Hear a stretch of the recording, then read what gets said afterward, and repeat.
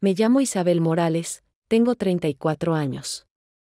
Soy de Córdoba, pero los últimos 10 viví en Madrid, trabajando en una agencia de viajes. Allí siempre había ruido, teléfonos, reuniones, clientes de todas partes del mundo. Ahora, todo es distinto.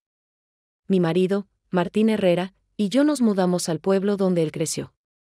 Él tiene 39 años, es ingeniero y actualmente dirige la construcción de una carretera en una localidad vecina. Volvimos aquí no por romanticismo, sino porque necesitábamos ahorrar. La casa de sus padres tenía espacio de sobra. Y estaba vacía desde la muerte de su padre. El pueblo es pequeño, unas cuantas calles. Aquí todos saben quién va a dónde y a qué hora regresa. Desde la ventana de la cocina puedo ver el taller de Rafael Soto, un hombre de unos 50. Y 5 años, es marinero. Ahora repara de todo, desde puertas que chirrían hasta viejas embarcaciones que se pudren a orillas del río. Los vecinos dicen que su familia conocía a los padres de Martín. Es más, su tío fue dueño de nuestra casa en el pasado. Las primeras semanas aquí fueron extrañas. Martín salía para el trabajo antes del amanecer y volvía tarde por la noche. Yo me quedaba sola entre gente desconocida, que observaba pero no se acercaba demasiado. En lugar del ruido de los coches, se escuchaba el zumbido lejano de los tractores. En vez de escaparates, fachadas descoloridas en las que el tiempo había dejado su huella. Una mañana, cuando salía al patio, Rafael estaba sacando un banco de madera de su taller. Nuestras miradas se cruzaron. Asintió, breve, como lo hacen quienes no gustan de palabras vacías. Sus manos estaban llenas de rasguños, y tenía aserrín atrapado en el bigote. Parecía saber cómo funciona todo en este lugar, incluso lo que nadie dice en voz alta. Las primeras conversaciones con él fueron rápidas: buenos días, hace buen tiempo. Pero ya entonces sentí que me miraba un poco más de lo que es habitual entre vecinos ocasionales. Yo intentaba adaptarme al ritmo local, iba a comprar al único comercio, me acostumbraba a que el pan solo se vendiera por la mañana y que, después del almuerzo, cerraran las puertas para una larga siesta. Al volver de la tienda, a menudo veía a Rafael sentado en el banco frente a su taller, con una taza de café en la mano. No me llamaba, pero parecía esperar a que pasara. Martín, mientras tanto, vivía sumido en su rutina laboral: planos, diseños, reuniones con contratistas. Cuando le contaba sobre los vecinos o sobre detalles que notaba en el pueblo, me escuchaba, pero sin demasiado interés. Aquí todo es sencillo, Isabel. La gente trabaja, come, duerme. Y así todos los días, dijo una noche, sin apartar la vista del teléfono, pero para mí nada era sencillo. En esa calma percibía una tensión oculta. Como si bajo la superficie de lo cotidiano se escondiera otra cosa. Y aunque todavía no sabía cómo, sentía que Rafael iba a tener un papel más importante en esta historia que el de un simple vecino. En los días siguientes, salía más a menudo al patio sin un motivo concreto, como si solo quisiera comprobar el clima. Y cada vez que nuestras miradas se volvían a encontrar, veía en sus ojos algo atento, casi inquisitivo. No se apresuraba a acercarse, pero tampoco evitaba el contacto. Y empecé a darme cuenta de que, en un pueblo pequeño, la distancia entre las personas se acorta mucho más rápido que en una gran ciudad. A la mañana siguiente todo comenzó con un contratiempo que, en la ciudad, habría parecido algo rutinario, pero que aquí rápidamente se convirtió en un acontecimiento. Mientras llenaba la tetera, escuché de pronto un golpe sordo, luego una sacudida bajo el suelo y, al segundo, un chorro de agua empezó a salir desde debajo del fregadero. Se extendía rápidamente por las baldosas, fría y con un fuerte olor a metal, y yo, maldiciéndome por no haber revisado la llave antes, me lancé a cerrar la válvula debajo del fregadero. Pero, como descubrí enseguida, no funcionaba. Martín estaba de viaje de trabajo y no volvería hasta dentro de 2 días. Llamarlo no tenía sentido, o estaría en una reunión o en alguna carretera entre obras. Cogí un cubo y empecé a achicar el agua, sabiendo que así solo ganaba tiempo, no solucionaba el problema. En mi cabeza apareció enseguida el consejo de una vecina que, hacía unos días, hablando de los artesanos del lugar, había dicho: si algo se estropea, ve a ver a Rafael. Él sabe arreglarlo todo. Salí a la calle, buscando con la mirada si el taller estaba abierto. Desde dentro llegaban golpes apagados, El olor a madera recién cepillada y a aceite parecía flotar en el aire incluso a distancia. Llamé a la puerta y él respondió enseguida: «Entra, está abierto».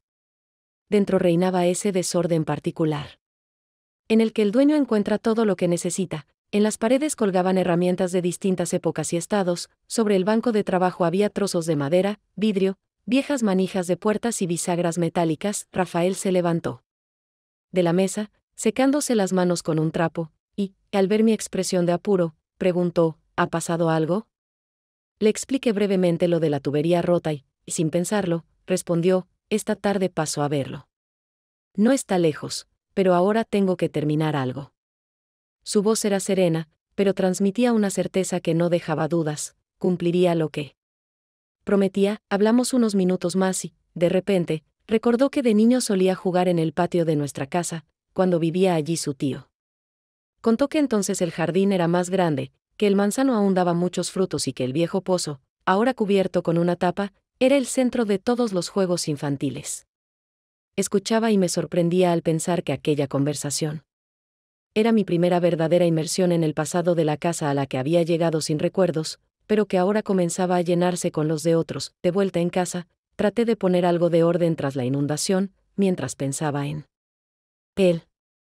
Todo en su forma de actuar parecía sencillo y natural, pero al mismo tiempo daba la impresión de que mantenía cierta distancia, incluso cuando te miraba directamente a los ojos. Al caer la tarde, el agua de la tubería casi se había detenido. Quizá porque encontré alguna válvula en un rincón o porque la presión simplemente había bajado. Hacia las 7 escuché sus pasos junto a la verja. Entró con una pesada caja de herramientas y fue directo a la cocina. Trabajó rápido, sin perder tiempo en palabras innecesarias. El brillo metálico de la llave, los golpecitos en la tubería, las breves comprobaciones, todo transmitía la sensación de que estaba en su terreno, haciendo algo que había hecho cientos de veces. De vez en cuando pedía si tenía a mano un trapo viejo o una linterna. Cada solicitud era clara y precisa. Cuando terminó la reparación, se secó las manos y, mirando alrededor, preguntó: «¿Has subido alguna vez al desván?». Negué con la cabeza. Tras la muerte de mi tío quedaron allí algunas cosas. Tu suegro no quiso tirarlas. A la tarde siguiente, cuando el calor ya había cedido y una luz suave empezaba a entrar por las ventanas, Rafael apareció junto a la verja. No llevaba herramientas en las manos, pero se movía con la seguridad de quien ya sabe lo que va a hacer. Salí a su encuentro y, asintiendo, me dijo que quería enseñarme algo en la casa, si no me importaba.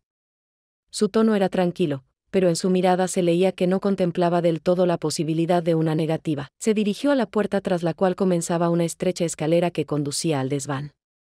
La abrí y de inmediato me envolvió un denso olor a madera vieja, polvo y algo de humedad, quizá restos de antiguas filtraciones en el techo. El aire era pesado y, cuando puse el pie en el primer peldaño, este crujió de tal manera que miré instintivamente hacia abajo, pero Rafael, que iba delante, ni siquiera se volvió. Sus pasos eran firmes, como si hubiera subido allí cientos de veces. Cuando llegamos bajo el tejado, mis ojos se acostumbraron poco a poco a la penumbra. Un pequeño ventanuco redondo dejaba pasar un haz de luz que caía en medio del suelo, iluminando una nube de polvo suspendida en el aire. En las esquinas se amontonaban viejas maletas con asas gastadas, cajas de cartón atadas con cuerda, varias sillas de madera apiladas unas sobre otras y libros abiertos con páginas amarillentas. Vi un arcón oscuro, reforzado con esquinas metálicas. Y varios retratos enmarcados, colocados boca contra la pared. Rafael se acercó al arcón y lo abrió como si supiera que la cerradura no funcionaba. Sacó del fondo una pesada placa metálica con el número de la casa. Los bordes estaban oxidados, pero las cifras seguían nítidas. La miró durante más tiempo del que requeriría una simple inspección, y solo entonces, se volvió hacia mí. Dijo que aquella placa había colgado en nuestra fachada cuando vivía allí su tío, y que la recordaba desde niño. A su lado, vio una pequeña caja tallada en madera oscura. Los dibujos eran diminutos, en forma de ramas entrelazadas, y parecían hechos a mano. Abrió la tapa con cuidado y, dentro, había un trozo de encaje enrollado, ya oscurecido por el tiempo, y varias fotografías en blanco y negro. En una de ellas, una joven vestida de novia tomaba de la mano a un hombre con traje oscuro, se miraban con una simplicidad y una cercanía tan puras que me sentí intrusa en su memoria. Rafael contó que esa caja se la habían regalado a su tía el día de su boda, y que ella siempre la guardó junto a la cama. Luego, de forma inesperada, me la tendió. Dijo que cosas así debían vivir en la casa y no pudrirse bajo el polvo, y que quería que se quedara allí. Sus palabras fueron claras, sin un ápice de sentimentalismo, pero se notaba que ese gesto tenía para él un significado profundo. Tomé la caja, sintiendo un peso inesperado, y entendí que junto con ella sostenía un fragmento de historia ajena. Que, aunque no la había pedido, ahora formaba parte de mí. Mientras bajábamos, él volvió a recorrer con la mirada el desván, como queriendo grabar cada objeto en la memoria, y pensé que, desde ese momento, para mí la casa ya no sería solo paredes y techo. Esa noche, cuando el día ya se había apagado y sobre el pueblo colgaba una cúpula de cielo azul oscuro, la luz de la casa se fue de repente. Estaba sentada en la cocina con una taza de té y, al principio, pensé que era una simple avería, quizá un fusible quemado. Pero, al acercarme a la ventana, noté que la oscuridad no cubría solo nuestra casa. Toda la calle, desde mi patio hasta el taller de Rafael, estaba sumida en penumbra, salvo una farola lejana que parpadeaba débilmente en la esquina, apenas dibujando los contornos de las casas. En las habitaciones reinaba una oscuridad densa, y el silencio se volvió aún más palpable. Cogí una vieja linterna de mano de la estantería junto a la puerta, la encendí, y un haz estrecho recortó de la oscuridad objetos familiares, dándoles formas extrañas. Al salir al patio, el aire se sentía más fresco, y el olor de la humedad reciente de los campos se mezclaba con un leve aroma a madera que venía del lado del taller. Al llegar a la verja, vi que Rafael caminaba con paso firme desde su taller. Su figura destacaba en la oscuridad gracias a una pequeña linterna que sostenía baja, iluminando el camino frente a él. Cuando se acercó, le escuché decir, con calma pero con un matiz de concentración, que había visto una chispa en uno de los cables justo antes de que se cortara la luz, y que quería comprobar si no había una avería más seria. Hablaba como quien está acostumbrado a estas situaciones, y supe que, en su presencia, no necesitaba tener todas las respuestas técnicas. Él sabía qué hacer. Nos acercamos al cuadro eléctrico, situado en la pared exterior, junto al trastero. Rafael me pidió que sostuviera la linterna para que las cayera directamente sobre los cables. Me coloqué a su lado, tratando de orientar la luz, y en ese momento nuestros hombros se rozaron apenas. Fue un contacto normal, casi imperceptible, que podría haber pasado por casualidad, pero él no se apartó ni cambió de posición. Sentí el calor de su brazo a través de la fina tela de la camisa y comprendí que esa cercanía se percibía. De otra manera que cualquier otra, él examinaba cada cable con atención, inclinándose para revisar las conexiones, retirando aisladores viejos y dejándolos a un lado. Sus movimientos eran precisos y seguros, sin gestos innecesarios. De vez en cuando preguntaba, en voz baja, si tenía repuestos de fusibles o me pedía un destornillador, y cada vez me sorprendía intentando responder rápido, como si me importara demostrar que podía serle útil. Al cabo de unos minutos, sacó un fusible nuevo, lo colocó en lugar del viejo y comprobó el ajuste. La luz no volvió de inmediato, pero al minuto una farola en la esquina se encendió, y detrás de ella, algunas lámparas de los vecinos. Él suspiró, dijo que eso bastaría hasta la mañana, pero que al día siguiente sería mejor llamar a un electricista de la ciudad para revisar toda la línea. Seguimos de pie, uno junto al otro, aunque ya no había razón para quedarnos junto al cuadro eléctrico. No me apresuré a entrar en casa, y él tampoco se movió hacia la suya. Cuando por fin se dirigió a la verja, al pasar junto a mí, rozó apenas mi mano. Ese toque fue tan sutil como inequívoco, y entendí que, después de esa noche, nuestras conversaciones ya no podrían seguir siendo simplemente amistosas. A la mañana siguiente, cuando la niebla sobre las huertas ya se había disipado y el sol empezaba a calentar lentamente la tierra, escuché unos golpes sordos en la verja. Al abrir, vi a Rafael con una pequeña pieza de madera envuelta en un trozo de tela limpia. Me dijo que había terminado de reparar la manilla de la ventana que yo había mencionado unos días atrás, y añadió que lo mejor sería instalarla ahora, mientras el clima estaba seco y estable. Su tono era natural, sin ruego ni orden, pero con esa seguridad que hacía imposible que yo me negara. Entramos en el patio, y propuso trabajar bajo el viejo manzano que crecía casi en el centro.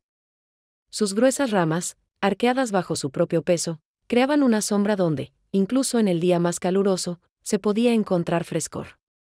Algunas manzanas ya mostraban manchas rojas, aunque faltaban aún varias semanas para la cosecha. Bajo el árbol había una vieja silla con el asiento desgastado, y decidimos colocar la hoja de la ventana cerca para que pudiera trabajar cómodo. Desenvolvió la tela, sacó la pieza y empezó a fijarla a la ventana, trabajando despacio pero con seguridad. En sus manos, el destornillador giraba con firmeza, sin movimientos innecesarios, y cada gesto era concentrado y preciso. Mientras trabajaba, comenzó a hablar de lo rápido que pasaba el verano, y de que incluso en el campo los días se funden uno con otro si no prestas atención a los pequeños detalles. Recordó que antes creía que la vida se decidía con grandes elecciones, pero que con el tiempo había comprendido que, en realidad, está hecha de pequeños momentos que o los captas y aprovechas, o se te escapan para siempre. Yo escuchaba y sentía que esas palabras no eran casuales. No había en su voz intención de impresionar, pero sí un peso que me obligaba a pensar. No me miraba directamente, pero sabía que cada frase no estaba destinada solo a llenar el silencio, sino para que la recordara. Me sentía tranquila, esa tranquilidad rara que pocas veces se siente en presencia de alguien casi desconocido. Cuando terminó el trabajo, levantamos juntos la hoja de la ventana y la colocamos en su sitio. No se apartó, se quedó de pie muy cerca. Sus movimientos fueron lentos, como dándome tiempo para entender lo que estaba a punto de pasar. Se inclinó y me besó en los labios, breve pero con seguridad. Sentí un ligero sabor a café y tabaco. Y en lugar de la incomodidad habitual, apareció una sensación inesperada de que aquello era lo correcto. Se apartó solo un paso, me miró fijamente y dijo que la manilla ahora duraría muchos años más. Luego tomó sus herramientas y se dirigió a su taller, mientras yo me quedaba bajo el manzano, sabiendo que, desde ese momento, nuestras conversaciones ya no serían como antes. Unos días después comenzó en el pueblo la feria anual, esperada por casi todos los vecinos. Desde temprano, en la plaza principal empezaron a aparecer puestos de madera cubiertos con telas de colores, y entre ellos colgaban guirnaldas de pequeñas bombillas que, por la noche, convertirían todo en una trama luminosa.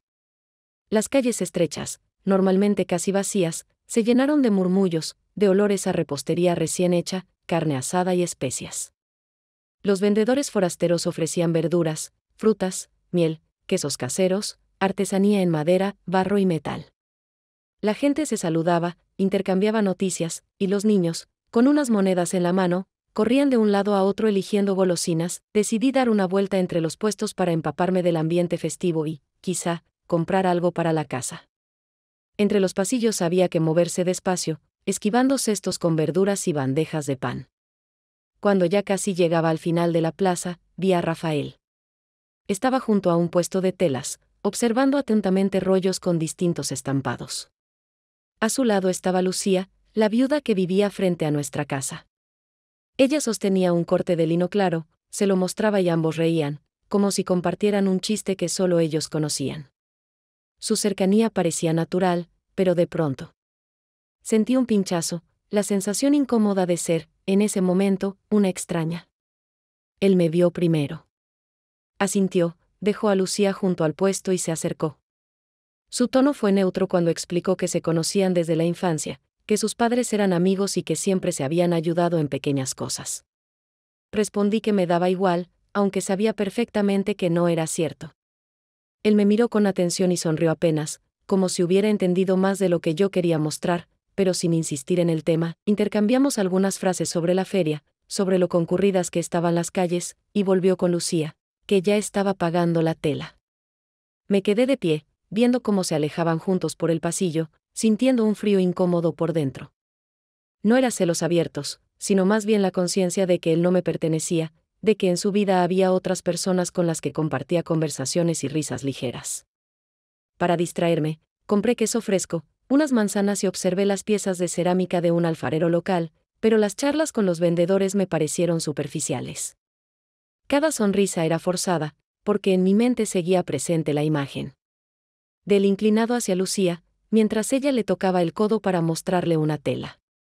Cuando regresé a casa, entendí que de todo aquel día no recordaría el bullicio de la feria ni las compras, sino ese momento fugaz que, de repente, me cambió el ánimo. A la mañana siguiente, El pueblo despertó tras una tormenta nocturna, que había llegado de forma tan repentina que nadie tuvo tiempo de prepararse.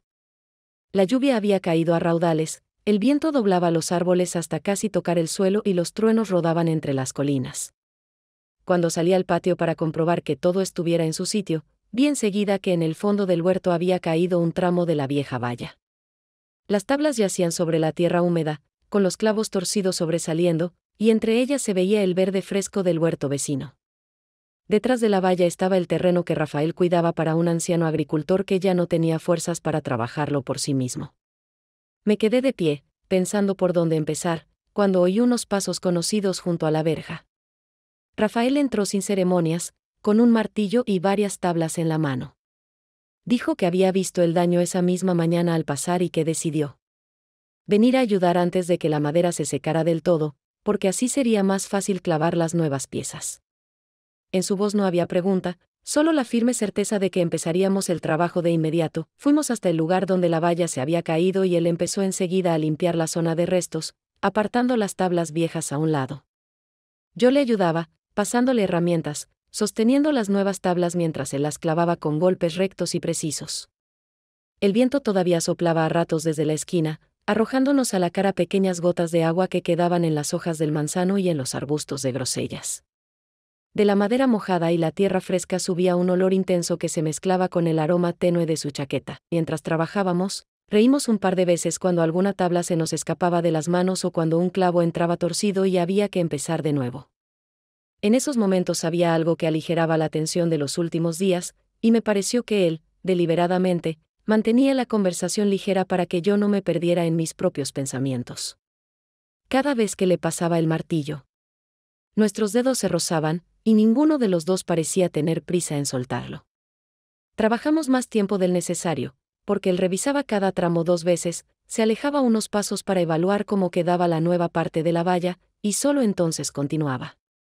Cuando la última tabla estuvo en su sitio, volvió a recorrer toda la sección pasando la mano por la madera, como para asegurarse de que resistiría cualquier viento. Al regresar al patio, le propuse tomar un té para entrar en calor después de trabajar en el aire frío. La propuesta sonó sencilla, pero noté que él aceptó con esa atención que no está presente en todas las conversaciones. Asintió, consciente de que aquella mañana lluviosa ya se había vuelto más importante de lo que parecía a primera vista. Abrí la puerta de la cocina, dejando entrar en la casa el olor a madera húmeda y a tierra fresca.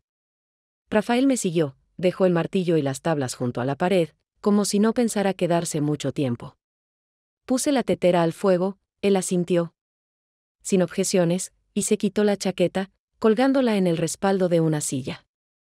En ese momento, afuera, comenzó una nueva lluvia. No era el aguacero de la noche anterior, sino una llovizna constante, que golpeaba el alféizar con un ritmo monótono, creando una sensación de intimidad de la que era difícil desprenderse. Saqué 2 tazas del armario y me di cuenta de que observaba con atención la habitación.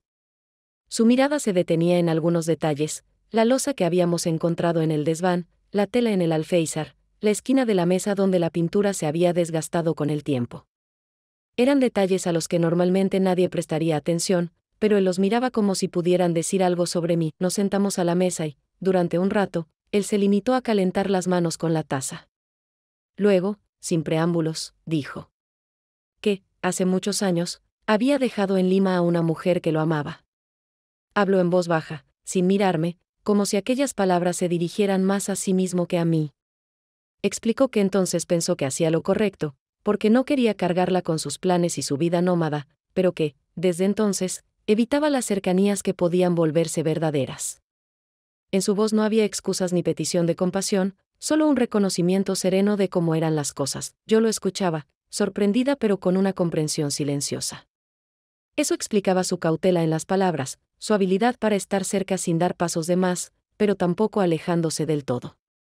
Afuera, la lluvia caía con más fuerza, y ambos volvimos la vista un momento hacia ese sonido, como si ayudara a ordenar los pensamientos. Rafael dejó la taza en la mesa y, sin cambiar el tono, dijo que no sabía por qué había decidido contarme esto precisamente a mí. Luego se inclinó hacia mí y me besó, esta vez de otro modo, sin prisa, como si quisiera que sintiera cada instante. Le respondí, y no fue por impulso ni para llenar un silencio, fue una decisión consciente. Cuando nos separamos, en la habitación. No había cambiado nada, la misma mesa, la misma lluvia, pero yo sabía que ahora la casa guardaría un secreto más. Terminó su té, me dio las gracias y se levantó, como si no quisiera quedarse más de lo necesario, pero antes de salir se detuvo en la puerta y volvió a mirarme con esa mirada que no hacía preguntas, pero que decía más que cualquier palabra. Unos días después de aquella conversación y de la lluvia, Martín volvió de su viaje de trabajo. Llegó por la noche, cansado pero con un humor inusualmente animado, y desde la puerta empezó a hablar sobre el avance en la construcción de la carretera, sobre la nueva maquinaria que habían traído y sobre la posibilidad de terminar antes de lo previsto uno de los tramos.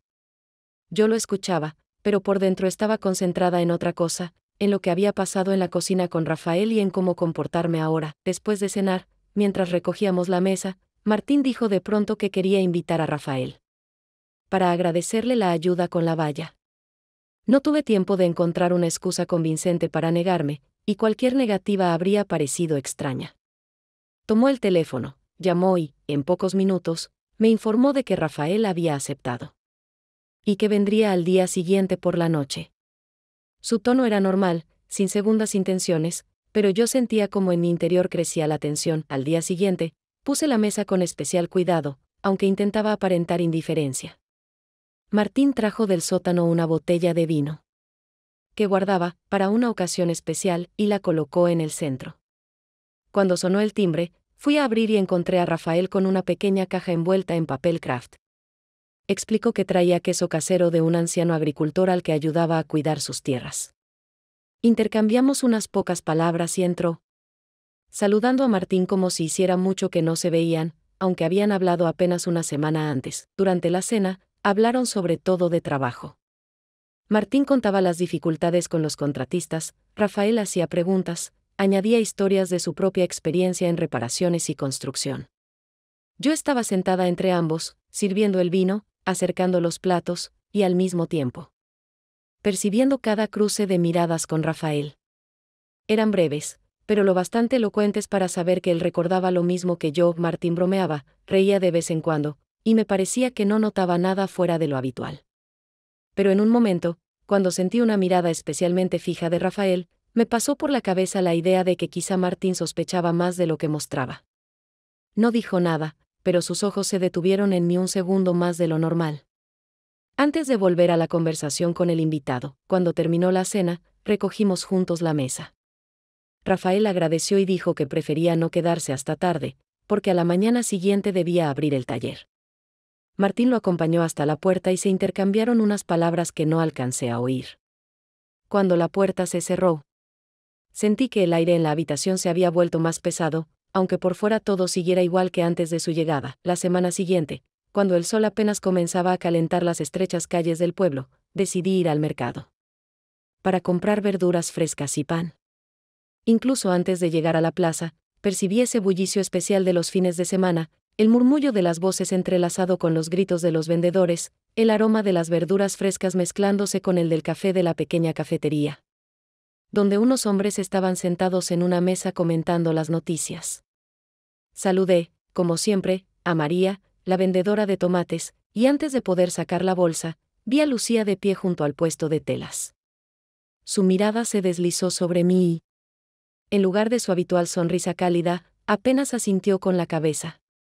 Su rostro permaneció tenso, como si evaluara si valía la pena decir algo. Cuando me acerqué, me lanzó un breve «buenos días», y enseguida se volvió hacia la vendedora, empezando a examinar rollos de algodón, fingiendo que no le interesaba hablar conmigo. Sentí como las miradas lentas y calculadas de varias mujeres, sentadas en el banco de enfrente, se dirigían hacia mí.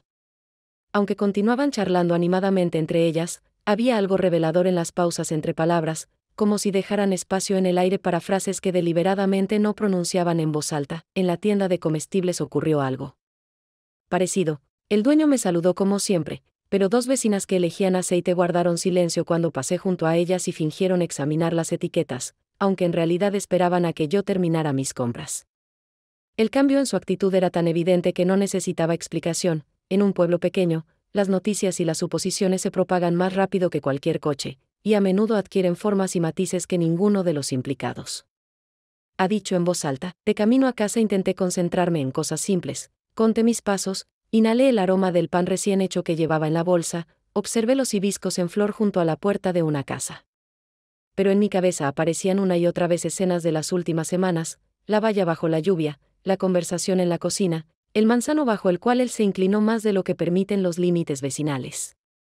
Todos esos momentos ahora parecían alinearse en una secuencia que los demás podían ver con más claridad de la que yo estaba dispuesta a admitir. Esa tarde, al volver del trabajo, Martín extendió sobre la mesa unos planos y, como quien no quiere la cosa, dijo que debería ser más prudente, porque, en el pueblo la gente nota más de lo que crees.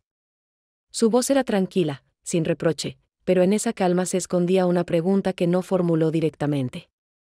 Era evidente que ya había escuchado alguna versión de los hechos, y quizás no creía del todo en ella, pero quería poner a prueba mi reacción. Levantó la vista de los planos. ¿Hay algo entre tú y Rafael?, preguntó con tono neutro, como si hablara de una trivialidad, pero con una tensión en la mirada. No, respondí de inmediato, controlando la voz. ¿Y algún interés? Aunque sea por parte de uno de los dos. Hice una pausa lo suficientemente breve como para que pareciera que buscaba las palabras, y no que ocultaba la verdad. Creo que simplemente lees demasiado entre líneas, dije, apartando la mirada. Martín asintió brevemente y no dijo nada más. Los dos fingimos que el tema estaba zanjado, aunque en realidad apenas empezaba a echar raíces. Esa noche, guardando el pan en la panera y colocando las verduras en las estanterías, noté que hasta los movimientos más simples de mis manos se habían vuelto más cuidadosos, como si controlara no solo mis palabras, sino cada gesto, para que nadie, ni siquiera un testigo casual, encontrara en ellos confirmación de suposiciones ajenas.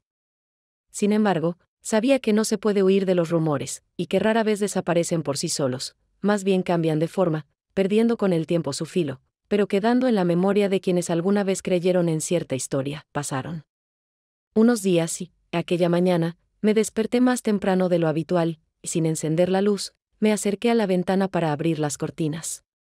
Afuera reinaba un silencio extraño e inmóvil, y en él faltaban sonidos a los que ya me había acostumbrado. No se oía el habitual golpeteo del martillo ni el tintinear del metal procedente del taller de Rafael. Pensé que quizás simplemente aún no había empezado a trabajar, pero cuando salí al patio a por leña para la chimenea, vi que la puerta de su taller estaba cerrada a cal y canto y las ventanas, oscurecidas desde dentro. En el pueblo, cualquier cambio de rutina se nota de inmediato, sobre todo cuando se trata de alguien que abre la puerta cada día al amanecer. Involuntariamente recordé la tarde anterior. Estaba regando las flores bajo la ventana cuando oí que alguien se detenía al otro lado de la valla. Al mirar a través de las ramas, vi a Rafael. Estaba de pie junto a la puerta, con el teléfono móvil apretado contra la oreja. Hablaba en voz baja pero rápido, de vez en cuando cerrando el puño de la mano libre, como intentando contener las emociones. 2 veces miró por encima del hombro y, cuando nuestras miradas se cruzaron un instante, asintió brevemente, sin interrumpir la conversación. No alcancé a oír el contenido de sus palabras, pero algo en su comportamiento me indicaba que aquella llamada era importante e inesperada. Después de comer, me encontré con Lucía junto a la carnicería. Llevaba una pequeña bolsa y claramente tenía prisa, pero aún así se detuvo para intercambiar unas palabras. Cuando le pregunté si sabía dónde estaba Rafael, respondió que se había ido a casa de su hermana en Sevilla, como repitiendo una frase escuchada de otra persona. En su voz no había la seguridad habitual y me pareció que no estaba del todo segura de si era verdad. Ante mi pregunta, si se había ido por mucho tiempo o no, Lucía se encogió de hombros y cambió de tema enseguida, preguntando si ya había probado las manzanas de la nueva cosecha. Al volver a casa, pasé de nuevo por su patio. La puerta seguía cerrada, pero dentro, a través de una rendija en la del taller, se veía una mesa sobre la que yacían desordenadas varias herramientas. En la cuerda colgaba su camisa clara, la misma que llevaba cuando trabajaba en la valla. Todo aquello parecía indicar que se había marchado de repente, sin recoger sus cosas y sin planear una ausencia prolongada. Llevé té de la cocina y me senté en el porche, pensando en aquella llamada. Sin conocer su contenido, igualmente sentía que había sido la causa por la que Rafael dejó el pueblo tan inesperadamente. En las comunidades pequeñas siempre es fácil percibir cuando alguien actúa según un plan y cuando lo hace por impulso del momento. Este caso pertenecía claramente a lo segundo. Y aunque intentaba encontrar otra explicación, Una y otra vez me venía a la mente la misma imagen: la tarde, él junto a la puerta, la mano apretada, las miradas rápidas por encima del hombro. No. Era simplemente una pausa en su vida habitual. Había la sensación de que había dejado tras de sí una señal invisible que yo debía notar, incluso si aún no entendía cómo descifrarla.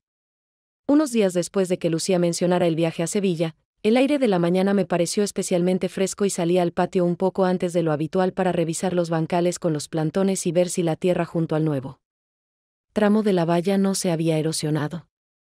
Justo cuando me acercaba al manzano bajo el cual, entre los dos, colocamos el marco de una ventana, vi en la tierra húmeda una forma familiar que apenas asomaba entre la hierba, cubierta por una fina capa de rocío nocturno que reflejaba la pálida luz de la mañana.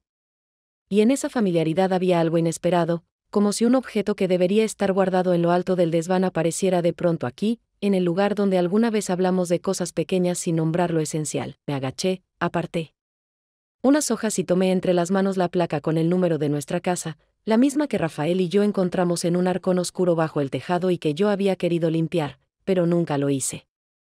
La sensación de su frío peso en las palmas me devolvió por entero aquella tarde en la que estábamos en el desván, respirando el olor de la madera vieja, hojeando fotografías y hablando de personas que ya no están, pero cuyas cosas todavía se aferran a este mundo, como si esperaran que alguien volviera a pronunciar sus nombres. A la placa se le había sujetado, con una grapa oxidada, una nota doblada por la mitad, colocada deprisa. Temiendo romper el frágil papel, desdoblé con cuidado los bordes y leí la breve frase: no olvides. Sentí que se me apretaba la garganta. Las palabras eran sencillas y sin adornos, pero contenían todo lo que no habíamos alcanzado a decir, todo lo que quedó entre el trabajo, los movimientos, los roces y esas pausas en las que nacen decisiones que no siempre se pueden admitir en voz alta. Me giré, esperando encontrar alguna pista, una huella, una señal, tal vez marcas de botas en la tierra húmeda o la cancela abierta. Pero el patio estaba vacío, los pájaros revoloteaban entre las hojas, del tejado caían aún gotas tras la niebla nocturna, y nada indicaba la presencia reciente de alguien que pudiera haber dejado la placa aquí, al pie del árbol donde todo empezó, salvo el propio objeto y esa breve línea manuscrita dirigida a mí, sin firma, pero con una entonación inconfundible. No había súplica ni reproche. Solo una respuesta firme a la pregunta que me hacía desde el momento de su desaparición. Apreté la placa contra el pecho, como queriendo sentir su temperatura con el cuerpo, y volví a leer la nota, pensando que quería decir él exactamente: ¿no olvidar lo que pasó entre nosotros en la cocina? No olvidar la promesa que expresé solo con un gesto y una mirada, no olvidar el desván, los roces, la tarde junto al cuadro eléctrico, el manzano, o quizá no olvidarme de mí misma con todo aquello que ya no se puede deshacer. ¿Por qué? La memoria no existe para atormentar, sino para impedir errores que después se arrastran durante años. Y quizá así fue como él, en su día, no logró retener algo en Lima, y ahora intentaba actuar de otra manera, no desapareciendo sin palabra, sino dejando exactamente lo necesario para que yo no deformara los hechos hasta hacerlos una historia conveniente. Antes del mediodía subí varias veces al desván. Miré el hueco vacío en el arcón donde había estado la placa, pasé la mano por los bordes dejando un rastro de polvo en los dedos y bajé otra vez, convencida de que él sabía exactamente dónde colocar ese signo metálico para que no pudiera pasarlo por alto, para que tuviera que detenerme y pensar no en los rumores, ni en Lucía, ni en lo que dirían los vecinos, sino solo en nosotros dos y en una elección que ya estaba hecha a medias y que necesitaba o bien continuar, o bien cerrarse con claridad. Al caer la tarde volvió Martín con nuevos planos, los desplegó sobre la mesa y empezó a explicarme cómo pensaban reparar el tramo problemático cerca del puente. Yo escuchaba con atención, hacía preguntas pertinentes, asentía en los momentos adecuados, y todo ese tiempo llevaba en el bolsillo del delantal la nota doblada, mientras en él alféizar, junto a la maceta de romero, brillaba con peso la placa, que volvía a ser parte de nuestra casa. Vi cómo Martín fijaba la vista en el metal, sacudía levemente la cabeza, como recordando dónde la había visto, pero no se detenía, ocupado con otros temas, y no hacía pregunta alguna. Después de cenar habló de la cocina, dijo que no estaría mal mover la estufa más cerca de la ventana para no asfixiarse en verano, que la mesa podría ser más ancha y la iluminación distinta, más uniforme, y que la despensa hacía tiempo que necesitaba que ordenáramos las estanterías. ¿Por qué?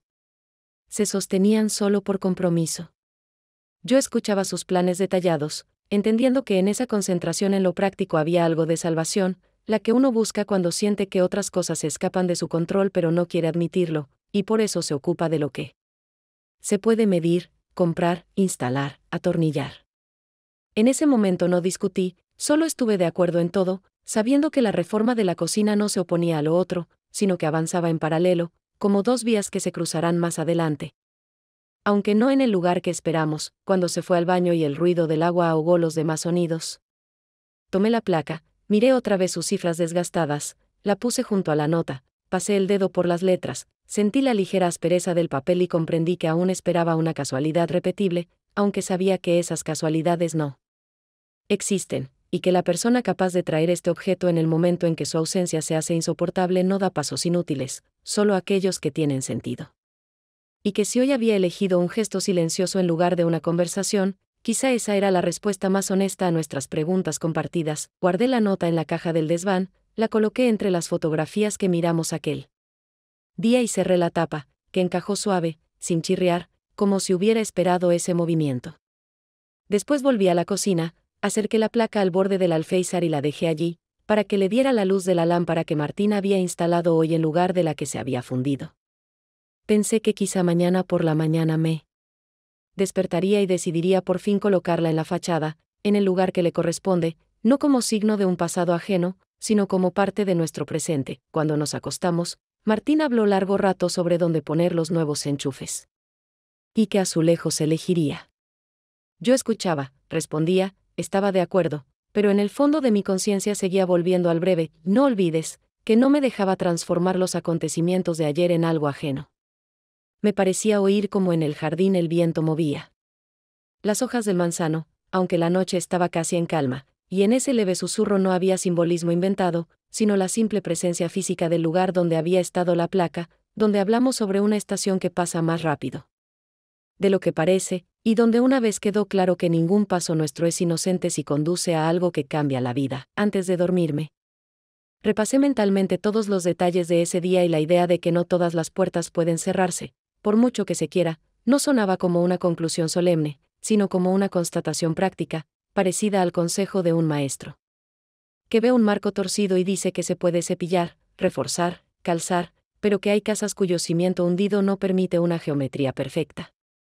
Y entonces hay que vivir con esa desviación, entendiendo su naturaleza y sin fingir que todo está recto. Porque a veces aceptar la imperfección da esa calma por la que se hacen reformas, se cambian cables y se cuelga en la fachada una placa con un número que no solo recuerda la dirección, sino también el camino por el que llegaste hasta el lugar en el que estás ahora.